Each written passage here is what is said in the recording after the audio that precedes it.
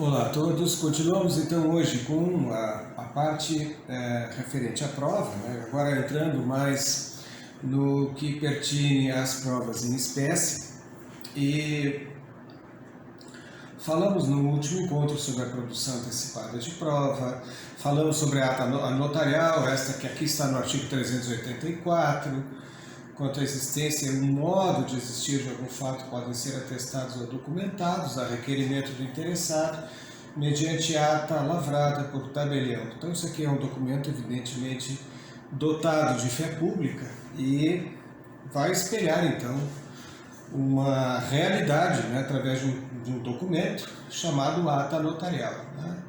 Os dados representados por imagem ou som gravados em arquivos eletrônicos podem constar da ata notarial também. Uma imagem em Facebook, uma conversa pelo WhatsApp, enfim, o que for de maneira eletrônica pode ser então assim solicitada a ata notarial ao tabelião. Bem, quanto ao depoimento pessoal, cabe dizermos aqui uma das fontes de prova. Claro que depoimento pessoal, o que depõe, que é a parte, primeiramente, não está obrigado a dizer a verdade real, está obrigado a dizer a verdade do seu sentimento, da sua ótica, a sua verdade, né? E não estaria então com essa obrigação tão forte assim. E evidente que cabe a uma das partes pedir o requerimento pessoal, fazer o requerimento por depoimento pessoal da outra parte, e também o juiz tem essa prerrogativa de querer ouvir as partes. Quem sabe numa manifestação ministerial, o Ministério Público como fiscal da lei, funcionando custos legis no processo, e também possa solicitar o depoimento pessoal das partes, né? Ou de uma delas, enfim. E isso é muito dentro do direito de família, né? Acontece bastante o juiz de ofício ordenando a ouvida da pessoa, né? Seja autor ou réu, para que ele possa se inteirar, né, melhor dos fatos, melhor compreender a questão familiar que envolve, né, aquele conjunto de pessoas. E o artigo 385, nesse sentido, é muito claro. Ele diz assim, do depoimento pessoal, cabe à parte requerer o depoimento pessoal da outra. Significa dizer que não cabe pedir o depoimento pessoal de mim próprio, só da outra parte, né? A fim de que esta parte seja interrogada na audiência de instrução e julgamento, sem prejuízo do poder do juiz de ordenar de ofício isto aqui, né, que seria então que ela viesse a juízo. Mas agora tem consequências, né? Se a parte pessoalmente intimada para prestar depoimento e advertida da pena de confesso não comparece ou comparecendo se recusa a depor, o juiz lhe aplicará a pena de confissão. Esta é a pena de confesso, também assim conhecida, que é presunção de verdade. Enfim, nós já tivemos oportunidade de falar sobre esse assunto aí com vocês. Sempre é vedado, né, ao que não depôs ainda assistir o depoimento da outra parte, né? O que já depôs não tem problema, pode assistir sem problemas nenhum. Então é isso que nós temos sobre o depoimento pessoal, né? E o artigo 387, ele diz que a parte responderá pessoalmente sobre os fatos articulados, por isso o depoimento pessoal, não podendo servir-se de escritos anteriormente preparados, permitindo o juiz, todavia, a consulta de notas breves sobre o assunto, né, para esclarecimentos apenas, né? A parte não é obrigada a depor sobre fatos criminosos, a cujo respeito por estado da profissão deva guardar sigilo. Então já conversamos também dessas questões, apenas aqui para dar mais uma retomada no assunto e já prepararmos então a matéria relativa à confissão, também, que é uma prova. Na verdade, a prova que a parte que confessa contra si própria e beneficia a outra parte, né? Na verdade, a confissão é isso. Então, diz o artigo 389 muito claramente que a confissão judicial ou extrajudicial, quando a parte admite a verdade de um fato contrário a si mesma, ao seu interesse, e favorável ao adversário. Essa correlação, portanto, a confissão judicial traz e é prova, e até se houver a confissão, evidentemente, o processo naquele momento já pode ser sentenciado, né? Se só depender deste fato, daqui a pouco tem 2 pedidos, confesso um e o outro não confesso, bom, o processo continua. Mas se a confissão for dada sobre um único fato ou sobre todos os fatos, o processo tem que ser ali mesmo encerrado, já passando o juiz a sua conclusão sentencial, com base na confissão, e após então essa sentença assim publicada, claro que pode ter recurso ainda da própria confissão, mas a princípio já estaria terminada essa função jurisdicional nesse processo, né? E diz o artigo 390 que a confissão pode ser espontânea, eu vou a juiz espontaneamente, ou então provocada através do depoimento pessoal. O juiz então formula questionamentos, enfim, e leva a pessoa à confissão, né? A confissão então espontânea pode ser feita pela própria parte ou por representante com poder especial, né? Procurador com esta finalidade exclusiva de poder confessar em nome do seu outorgante de poderes. A confissão provocada constará do termo de depoimento pessoal, por isso que a confissão provocada só existe frente ao juízo, né? A parte não pode provocar a outra, não, é diante do depoimento pessoal que a confissão possa surgir. Daqui a pouco, né, o juiz tanto indaga esta parte, essa pessoa, que acaba, portanto, com esta provocação de uma confissão. A confissão provocada consta do termo do depoimento pessoal e exatamente por isso ela vai fazer prova contra o confitente. Faz prova contra quem confessa e não prejudica os demais litisconsortes. Então lá, dentre 3 réus, um confessa o direito do autor. Esta confissão, portanto, não contagia, não prejudica os demais litisconsortes. Claro que isso vai pesar para o juiz, evidente, enfim, se os direitos forem os mesmos entre os litisconsortes. Nas ações que versam sobre bens imóveis ou direitos reais sobre imóveis alheios, a confissão de um cônjuge companheiro não valerá sem a do outro, então isso aqui nós já... Mas vejam aqui, artigo 393, nós temos um dado que vem lá do direito civil, lá do direito material. A confissão é irrevogável. No momento que eu confessei em juízo, confessado está. Mas existem situações que podem colocar por terra a confissão. Diz o artigo 393 o seguinte: ela é irrevogável também, mas pode ser anulada se decorreu de erro de fato ou de coação. Então, por uma má interpretação de um fato, alguma coisa eu venho a confessar, ou então eu fui coagido, né? A parte contrária vai em juízo, confessa, eu vou matar alguém da tua família. Olha, isso aqui é coação. Então é claro que eu vou lá, eu confesso até o que eu não devo confessar, mas enfim, eu estou sendo coagido para isso, né? E neste caso é possível a ação anulatória da confissão, diz o parágrafo único, que é a legitimidade para a ação prevista no caput, que é a ação anulatória para anular um ato jurídico, anular uma confissão, é exclusiva do confitente. Só quem confessou é capaz de buscar a revisão desta confissão por uma ação anulatória e pode ser transferida a seus herdeiros se ele falecer após a propositura da ação. Mas até ele falecer, ele já tem que ter proposto a ação.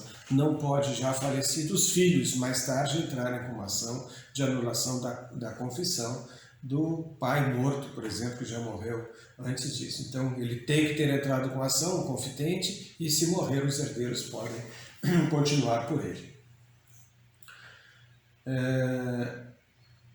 A confissão extrajudicial, quando feita oralmente, só terá eficácia nos casos em que a lei não exige a prova literal. Bom, isso é que eu posso provar através de um testemunho de alguém, enfim, que a confissão foi feita, né?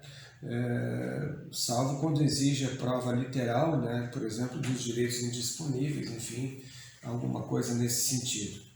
No artigo 395, a confissão é em regra indivisível, então não pode a parte que a quiser invocar como prova aceitá-lo no que lhe beneficia e rejeitar no que lhe prejudica, né? No que lhe é desfavorável. Porém, ela pode ser cindida, quer dizer, dividida, quando o confitente a ela aduzir fatos novos capazes de constituir fundamento de defesa de direito material ou de reconvenção. Portanto, a confissão tem esse característico aí bem forte, né, de ser, portanto, uma livre expressão da vontade da pessoa em confessar.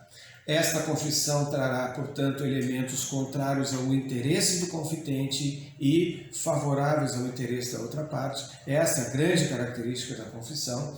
E ela vai trazer, assim que feita, né, uma antecipação do processo. Não tem por que haver instrução, não tem por que haver provas mais se a parte está confessando o direito da outra, né? Então, é esta que é a figura da confissão que deve ser levada em conta. Numa proposta de leitura, o nosso Talamini aqui, ele fala, o Talamini, Eduardo Talamini e Luiz Rodrigues Vambinha, eles falam do depoimento pessoal e da confissão. A confissão, principalmente a confissão, aqui que está, modo de produção, modo de resposta. Diz assim, a confissão conceituada no artigo 389 é um resultado probatório, pois revela ao juiz a veracidade de um fato relevante para a causa que, embora contrariando o interesse de uma das partes, é por ela mesma admitido como verdadeiro. Então, aqui não se trata de presunção alguma, gente. Aqui se trata, sim, de uma manifestação livre de vontade, né? Costuma-se dizer que a confissão é a afirmação ou admissão de um fato desfavorável à parte que confessa, mas pode também ser a afirmação ou admissão da inocorrência de um fato que lhe seria favorável. Por exemplo, ao depor no processo em que se busca a cobrança de uma dívida, o autor acaba por afirmar que não deu dinheiro emprestado ao réu. Bem, não é uma confissão direta, mas ela é indireta. Então, vai cobrar o que se não tomou nada emprestado da outra parte, né?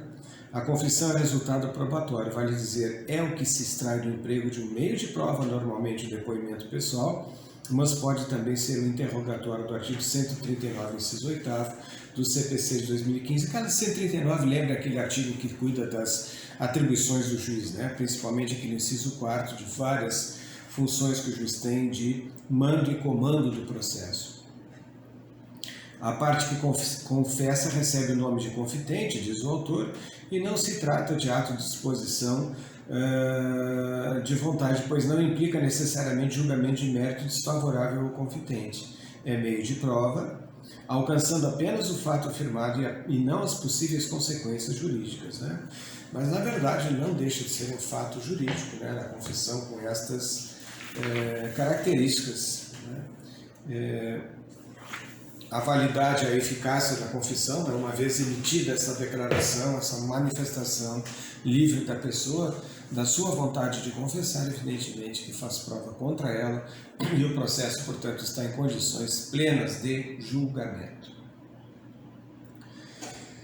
Bem, nós temos aqui também ainda a exibição de documento ou coisa, que era ainda uma medida lá das atividades cautelares, né? E a exibição de documento ou de coisa tem algumas características importantes. Eu hoje trabalho mais com esta questão aqui do próprio Código de Processo Civil.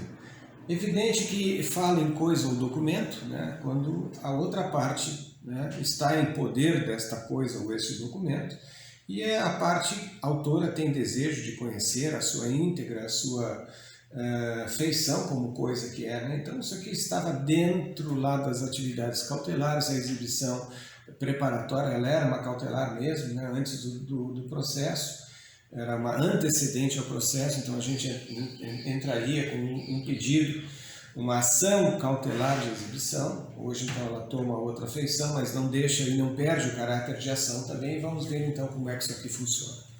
O juiz pode ordenar que a parte exiba documento ou coisa que se encontra em seu poder. Então aqui, gente, nós temos o seguinte, nós temos duas frentes a tratar. A primeira é quando o juiz ordena que a parte exiba documento ou coisa. Tá, mas o documento ou coisa que eu queira ver exibida não está com a outra parte, está com o terceiro. Então nós vamos aqui ao artigo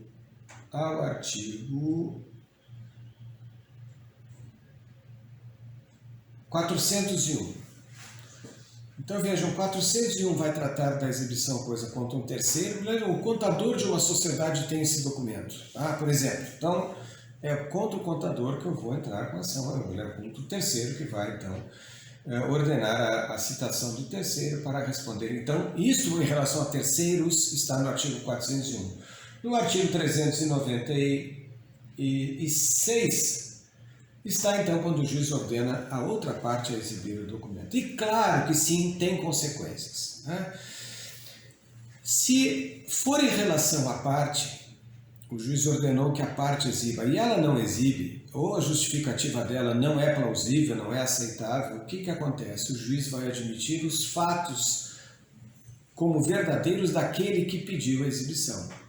Já que a outra parte não exibiu, quem cala consente, lembrem sempre desta regra, evidentemente que aquilo tudo que disser a parte requerente da exibição, o autor da exibição, terá tido como verdadeiro, por presunção de verdade. Vejam que o pedido formulado pela parte, então vai conter a individuação da coisa ou do documento, a finalidade para que ele quer essa prova, no inciso 2º, e a circunstância em que se funda o requerente para afirmar que o documento ou a coisa existe se acha em poder da parte contrária. Então, apenas a petição é muito singela, muito tranquila, ela tem que obedecer, claro, além dos elementos do artigo 319, não esqueçam, também esses aqui. O pedido formulado é apenas isso, a individuação, a finalidade da prova e a circunstância em que se funda o requerente para afirmar que o documento ou a coisa existe e se acha em poder da parte contrária. Aí vejam que o requerido dará sua resposta em 5 dias subsequentes à intimação. Cuidado que isso aqui não é prova de contestação, é apenas, então não cai nos 15 dias normais, isso aqui são 5 dias. Se o requerido afirma que não possui o documento ou a coisa, o juiz vai permitir que o requerente prove por outro meio que a declaração é inverídica, não corresponde à verdade, então o juiz vai permitir que o autor prove em contrário àquilo que o réu alega, por exemplo, que não está com ele o documento, ou que não existe a coisa, enfim. O juiz, nesse caso, não admite a recusa se o requerido tiver a obrigação legal de exibir. Portanto, quem é que tem a obrigação? O procurador, o advogado, enfim, as pessoas que têm essa obrigação legal de exibir um documento. Meu cliente me pede um documento, quer dizer, que seja dele, é dele, então deve-se entregar, deve-se exibir, enfim.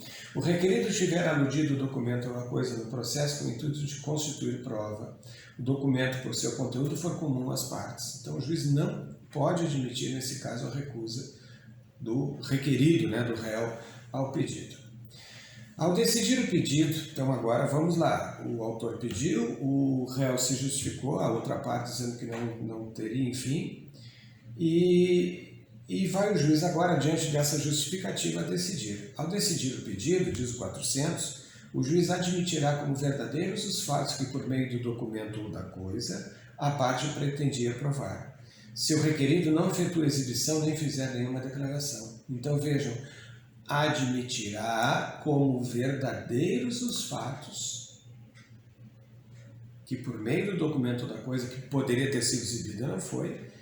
O requerido, então, o réu, nesse ponto, por sua inércia, tem essa reprimenda, essa consequência, desde que ele não efetue exibição nem faz nenhuma declaração no prazo, ou a recusa do réu for havida como ilegítima. Então, o juiz vai admitir aqui como verdadeiros os fatos alegados pelo autor do pedido da exibição. Sendo necessário, o juiz pode adotar medidas indutivas, coercitivas, mandamentais ou subrogatórias para que o documento seja exibido. Quem é que chega aqui? O nosso artigo 139, inciso 4, as mesmas medidas, aquelas de força que o juiz pode adotar. Quando o documento ou a coisa estiver em poder de terceiro, então agora a outra versão, o juiz ordenará a citação do terceiro para responder em 15 dias. Se o terceiro nega a obrigação de exibir ou a posse do documento da coisa, o juiz designará audiência especial, tomando-lhe o depoimento, bem como das partes, se necessário, das testemunhas. Então eu estou lá brigando com o meu sócio na sociedade, quem tem a documentação da sociedade é o meu contador. O que é que eu posso fazer nessa situação, então? Eu vou pedir ao terceiro contador que exiba em juízo. Se o terceiro, sem justo motivo, se recusa a efetuar a exibição, o juiz vai ordenar que proceda ao respectivo depósito em cartório ou em outro lugar designado. Então, o terceiro, sem motivo algum, se recusa a efetuar a exibição. O juiz vai dizer, muito bem, tu vais efetuar no prazo de 5 dias esse documento ou esta coisa no lugar que está sendo designado. Pode ser no cartório judicial, pode ser se o bem é a coisa é um automóvel, né? Então deixa lá num depósito, enfim, alguma coisa assim, né? Impondo ao requerente que o ressarça das despesas que o terceiro tiver, é claro. O terceiro teve que cobrir o valor de um depósito e vai pagar por isso. Agora, então o terceiro foi citado, o que seria intimado, né? Embora a lei fala citado, ele é terceiro, ele não pode ser citado, só quem é citado é parte, ele continua sendo terceiro, deveria ser intimação, aqui no 401, não citação. Mas, de qualquer maneira, uma vez que ele tenha sido citado, ele se nega, o juiz mandou que o terceiro depositasse o bem no lugar que ele designou no prazo de 5 dias, então. Se o terceiro descumpre esta ordem, diz o parágrafo único 403, o juiz expedirá mandado, vejam, mandado de apreensão requisitando, se necessário, força policial, sem prejuízo da responsabilidade por crime de obediência, pagamento de multa e outras medidas que se dizem indutivas, coercitivas, mandamentais ou subrogatórias necessárias para assegurar a efetivação da decisão. Ora, gente, nós temos então aqui uma diferença solar entre a negativa da parte contrária e a negativa do terceiro. Porque a parte não sofre grandes sanções, mas o terceiro sim. Esse pode, inclusive, sofrer mesmo um processo criminal por crime contra a administração da justiça, esse crime de desobediência a uma ordem judicial, ainda pagamento de multa e outras medidas que o juiz entenda necessárias impor a este terceiro que, na verdade, desmereceu uma ordem judicial, né? Agora, tanto a parte e o terceiro podem se excusar, dizendo assim, olha, excelência, não posso exibir porque um desses motivos está presente. Tanto a parte e o terceiro se excusam de exibir, quer dizer, estão protegidos para não exibirem em juízo o documento ou a coisa, se concernente a negócio da própria vida da família, sua apresentação puder violar dever de honra, a publicidade do documento redunda em desonra à parte ou ao terceiro, bem como a seus parentes consanguíneos ou afins, até o terceiro grau, ou lhes representa perigo de ação penal. A exibição acarreta a divulgação de fatos a cujo respeito por estado ou profissão devam guardar segredo, é o caso do advogado, né? Se o documento, na verdade, ele é dado em segredo, é dado em sigilo, que o meu gabinete, o meu escritório, ele assim como um confessionário, né? Protegido por essas situações. Inclusive, uma das grandes prerrogativas do Estatuto da Ordem dos Advogados do Brasil e da Advocacia, a Lei 8906 de 94, é uma lei que determina exatamente essa excludente, né? O escritório do advogado é um lugar sagrado, o escritório do psicólogo, o consultório do psiquiatra, são lugares ali onde as pessoas confessam, as pessoas expõem as suas vicissitudes. Então, é o estado da profissão e eu posso chegar em juízo e olha, excelência, eu não posso depor, eu não posso exibir documento porque eu devo guardar segredo. Porque se esse segredo for quebrado, eu posso ser, como advogado, processado perante o meu órgão de classe pela quebra do dever de sigilo que eu tenho. Agora, é claro, se o juiz ainda assim exigir, por responsabilidade do juiz e não minha, eu fiz o meu papel, eu neguei. Se o juiz ainda estiver exigindo, com certeza, eu teria que recorrer a uma comissão de defesa e assistência que está dentro da minha própria OAB, né? Na sede da OAB tem comissões que defendem o advogado. Peçam socorro à comissão de defesa para ver o que pode se fazer dependendo do assunto. O que não pode ser é quebrar o sigilo porque o juiz pediu, né? Aí pediu, vai para dentro de um processo e vira público e notório aquele documento, todo mundo tem acesso, né? Enfim, essa situação é bem complicada, há de se tomar muito cuidado com isso. Subsistirem outros motivos graves que, segundo o prudente arbítrio do juiz, justifiquem a recusa da exibição, bom, enfim, aqui me pareceria o inciso 5º suficiente para todos os demais, né? motivos graves. Bom, então deixa ao prudente arbítrio do juiz que ele vá decidir que motivo grave seria esse, né? Houver disposição legal que justifique a recusa da exibição, também, enfim, documento que seja de ordem governamental, documento que tenha proteção legal na sua exibição. Se os motivos que tratam os incisos 1º a 6º do caput disserem respeito a apenas uma parte do documento, a parte ou terceira exibirá outra em cartório para dela ser extraída cópia reprográfica de tudo, sendo lavrado auto circunstanciado. Muito bem, nós então agora passamos na sequência, já que era exibição de documento ou coisa, vamos verificar agora o rei da prova, que é o documento. Nós temos no documento, portanto, uma certa segurança, e claro que na hierarquia de provas, né, nós temos, mal comparando, o documento para uma testemunha. Realmente nós temos aí uma grande diferença de credibilidade, né, daquilo que, não por a testemunha estar até cometendo, né, um ato de crime de falsa alegação, né, um crime de falso mesmo, em juízo. Pode ser que a testemunha, sob a sua ótica, tenha uma outra interpretação, né? Então vejam, a testemunha é coroada de uma subjetividade muito forte ao lado de um documento que é coroado por seu turno por uma objetividade muito forte. Então, a quem mais nós poderíamos dar crédito senão o documento, né, quando comparados o documento com a prova testemunhal. Mas isso aqui é apenas um início aqui de conversa, e vamos voltar então agora ao exame da prova documental.